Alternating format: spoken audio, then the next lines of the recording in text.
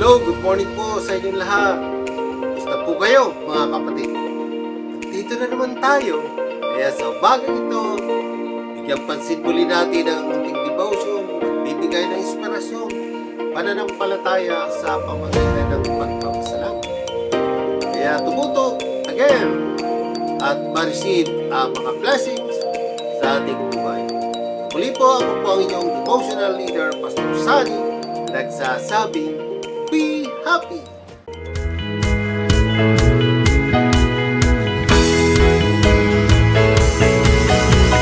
Umagang kay ganda si Jesus ang kasama. Umagang kay ganda si Jesus ang kasama. Umagang kay ganda si Jesus ang kasama. Kasama na si Jesus ang kasama na.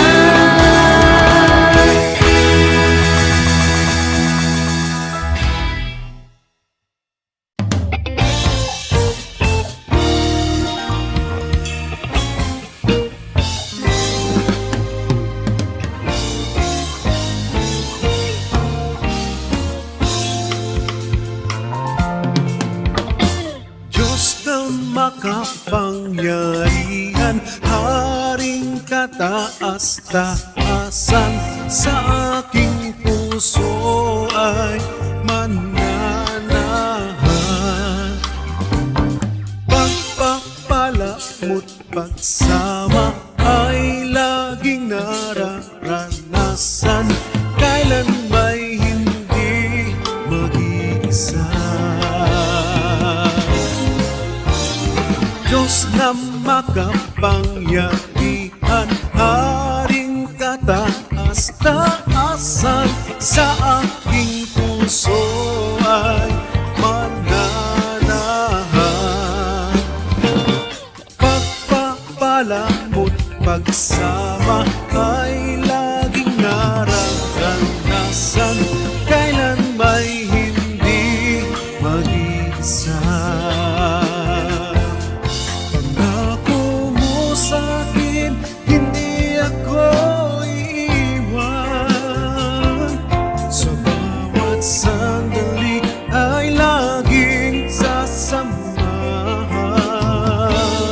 Banal na Espiritu, hatid ay kalakasan, upang lahat ng bagay ay mapagtagumpayan.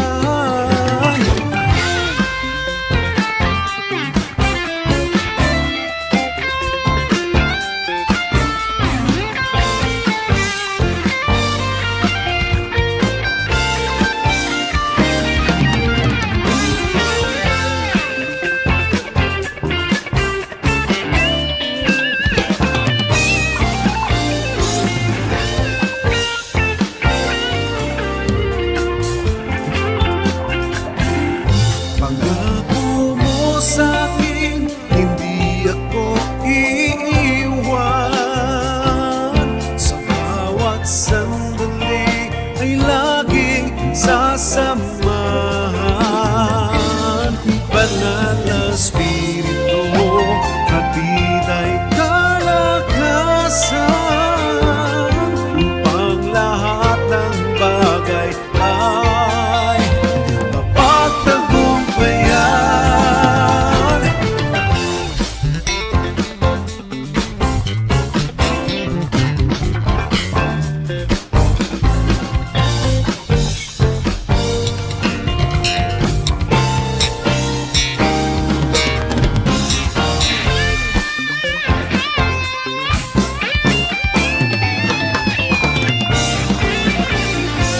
Kailan may hindi at kailan may hindi,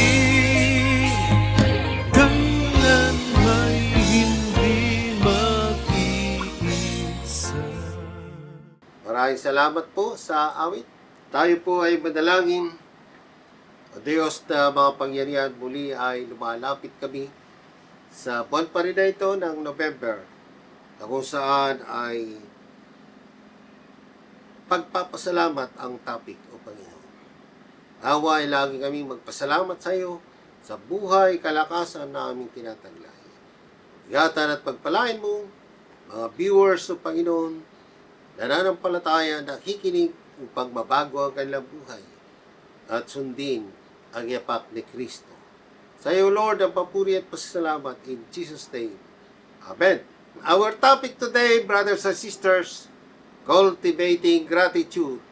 Simple practices for thankful heart. Gratitude is thus central to our becoming what God intends us to be. But we easily fall into ingratitude, focusing on what God has not given us as opposed to what He has. Salang-alang ang mga bagay na ito mula sa nakaraan sa kasalukuyan kung saan dapat nating ipahayag ang pagpapasalamat sa Diyos. Una, kaligtasan.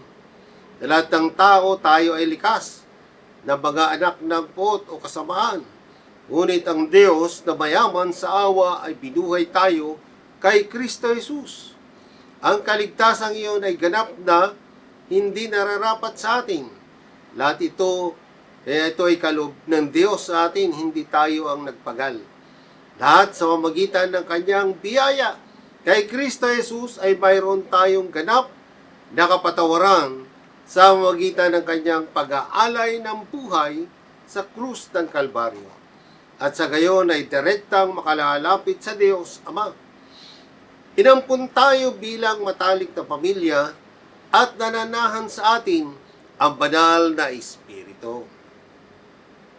Mas lalo niya tayong binabago sa pagkakahawig kay Kristo, the image of Christ. Iba pa ang mga regalo ng Diyos sa atin. Minsan binibigyan tayo ng Diyos ng mga kasiyahan, kagalakan na malinaw na hindi inaasahan ang mga regalo mula sa Kanya. Narito ang isang simula sa aking buhay. Nung bata pa akong pastor, mahilig ako sa basketball. May Christmas Institute noon, taong 1989. Naglaro kami ng basketball. Kaming mga pastor at ibang kabataan. Dahil sa kalakasan ko pa ay masigla akong naglalaro. Sometimes nakaka 6 points to 12 points ako in one game. At ang pinakamababang kong score ay 4 points per game. Nang minsan magandang angle ng situation at tinangka ko ang mag-shoot. Ngunit nakita ko ang isang kakampi na open sa ilalim kaya pinasa ko ang bola sa kanya. At yun, mali ang bagsak ng paa ko. Meaning, na-injured ako sa sakong, sa joint ng buto ko. The pains was so crazy. Ang sakit talaga. It took me 3 months to heal my toe. So may sprain na parati ang sumasakit pag naglalaro ko. How many years ang inabot bago nawala tuluyan ang sakit na ito? Hindi naman kasi ako nagpakonsulta sa doktor. Ngunit pinagpapasalamat ko sa Diyos na pinagaling niya ang sprain na ito. God is good all the time. Another thing po ay open the door to God. Sabi nga, enter the gates with thanksgiving and His courts with praise. Sa Psalms 104, drawing an analogy from the temple, the psalmist inform us as to how we can open the door into God's presence. The gates were a part of the outer wall that surrounded the temple grounds. One entered the temple complex through the gates. Kaya ang pagpasok natin sa presensya ng Diyos ay pumapasok tayo sa kanyang mga pintuan na may pagpapasalamat. Dito tayo nagpapasalamat sa Diyos sa kanyang ginawa. Sa sandaling makapasok sa mga pintuan, ang nananamba ay pumapasok sa mga korte na may papuri. Dito ay pinupuri natin ang Diyos kung sino siya. Ang isang tao ay makakakuha ng pakiramdam ng paggalaw mula sa labas hanggang sa loob na lumalapit sa presensya ng Diyos. Ang pagpupuri ay hindi pagsamba. Ang papuri ay hindi pagsamba. Nagtatakda ito ng yugto para sa pagsamba. Inaasahan na ang papuri ay darating. Ang pagpasok sa presensya ng Diyos, ang pagpuri ay nauna sa pagsamba. Ang pagpuri ay ang daan patungo sa pagsamba. At ang pagsamba ay daan patungo sa pagipagtagpo sa buhay ng Diyos. Si David A. Edwards, isang British journalist, sa kanyang aklat Worship 365 ay sumulat, kapag pinupuri natin ang Diyos, pinipindot natin ang doorbell. Pinapaalam ang ating presensya, pinapaalam sa Kanya na naparito tayo upang makita siya. Kapag narinig niya ang ating papuri, bumabangon siya, binubuksan ang pinto, inaanyayahan tayong pumasok. Pagpasok natin sa loob, lumilipat tayo mula sa papuri patungo sa pagsamba. Sa madaling salita, ang papuri ay sasakyan patungo sa presensya ng Diyos. At ang pagsamba ay ginagawa natin kapag napunta tayo sa presensya ng Diyos. Habang ang Diyos ay nasa lahat ng dako, omnipresence, ang dahayag na presensya ng Diyos ay nangyayari kapag sinasamba natin ang Diyos. Pinili ng Diyos na ipakita ang kanyang sarili sa mga papuri ng kanyang mga tao. Ay sumulat tungkol sa Diyos. Ngunit ikaw ay banal na nakaupo sa mga papuri ng Israel. Psalms 22 verse 3. Ang hari. Dumarating kami sa harap ng Diyos na may pagpapasalamat at pagpupuri sa aming mga labi. Sa aming mga puso, yan, kailangan yun mula sa puso, pagpapasalamat. Magpasalamat sa Diyos. Magpasalamat kayo sa Kanya. Sabi sa Psalms 104. Pansinin ang pagkakaulit ng ika-4 na verse, ang pagbibigay pagpapasalamat ng Diyos sa pagpupuri sa Kanya ay 2 beses na binanggit. Ito ay paulit-ulit upang hindi natin makaligtaan ang kahalagahan nito. Next, maaari tayong mag-journal sa ating pasasalamat. Sulat natin mga natanggap nating biyaya at pagpapala upang magpasalamat sa Diyos. Hinikayat ko rin na mas maiging mag-journaling. Magkaroon ng prayer list ng mga pinagpipray upang ito ba ay nasagot na o hindi pa. Kung hindi, maaaring pagpatuloy ang prayer, pero let the will of the Lord be done. Sa mga simpleng parang ito, malilinang natin ang pagpapasalamat at pagpupuri sa Diyos.